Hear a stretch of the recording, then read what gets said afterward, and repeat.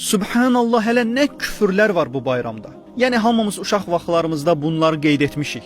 Xatırlayıram, Şəkidə tonqal qaladığımız zaman üstündən tullayırdıq, ağırlığım, uğurluğum, fala baxmaq, hər cür cahilcə hərəkətlər edirdik. Bütün bunları edərkən bu boyda Şəki territoriyasında, bu boyda məhəlləmizdə cəmi bir insan var idi, yaxınlaşırdı ki, bunları etməyiniz Allahın qəzəbinə səbəb olacaq.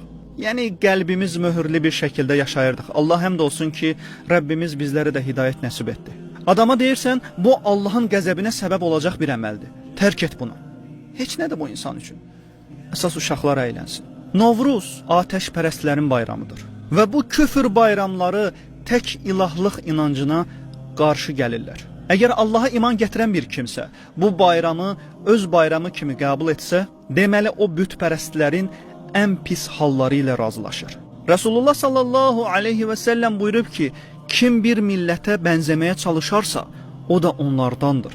Allah qorusun, qiyamət günündə onlarla bir yerdə həşr olunub, onlarla bir yerdə dirildilərsə, alimlər, siddiqlər, şəhidlər, möminlərin arasında həşr edilmək varkən, niyə kafirlərin arasında həşr ediləsən ki? Bir müslim üçün Ramazan və Qurban bayramlarından başqa bütün bayramlar onun ayaqları altındadır. Qürurlu bir şəkildə onlardan üz döndərər. Rəbbimin mənə təyin etdiyi mənim üçün kifayətdir söyləyər. Çünki bir müslim